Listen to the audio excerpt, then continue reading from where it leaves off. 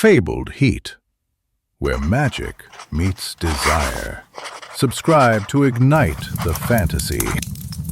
I've always craved the rush of time travel, the way my blood sings as I tear through centuries, leaving my mark on history.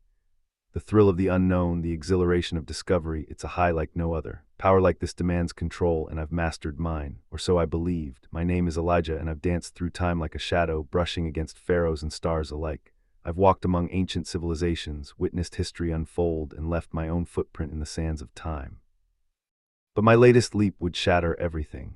I wanted to see the dinosaurs, to feel their thunder under my feet, to experience the primal heat of a bygone era. The time stream spat me out into a world of lush green forests, towering trees, and roaring beasts. The air was thick with the musk of ancient ferns, the scent of damp earth, and the sweet aroma of blooming flowers. The ground vibrated underfoot as a distant herd of creatures thundered across the landscape.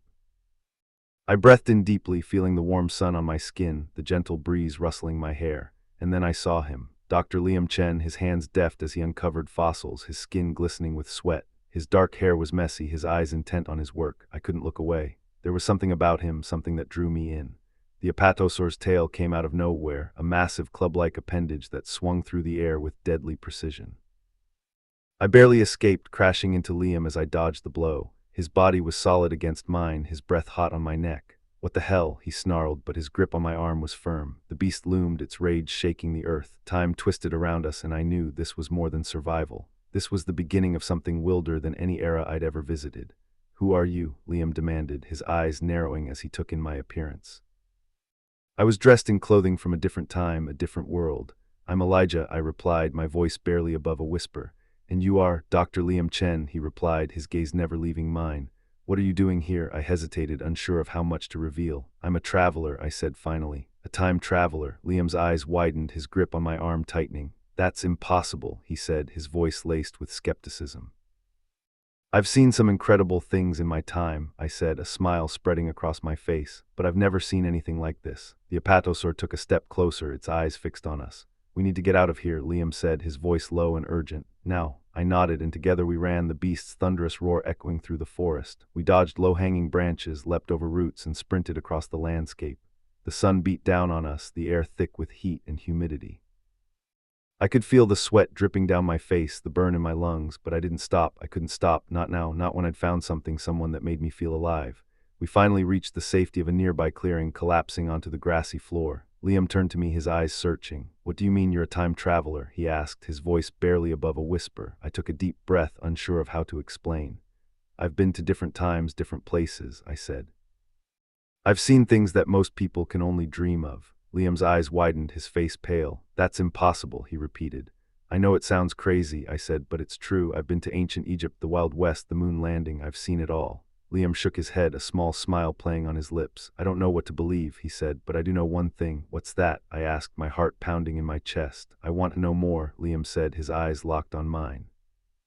"I want to know everything," I smiled, feeling a spark of connection.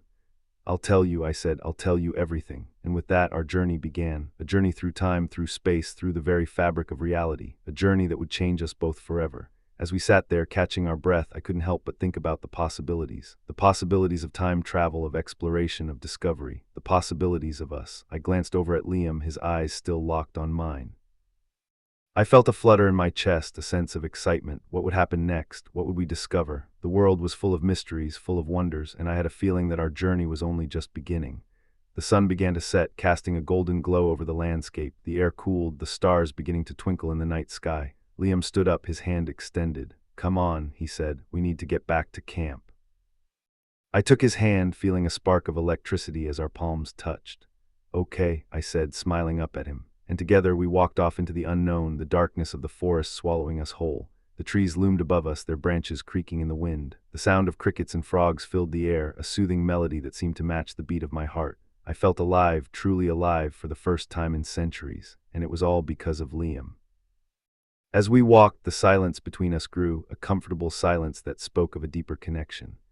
I glanced over at Liam, his profile illuminated by the moonlight. He was beautiful, his features strong and defined. I felt a pang of attraction, a sense of desire, but I pushed it aside, unsure of how to process these new feelings. I'd been alone for so long, alone in my travels through time.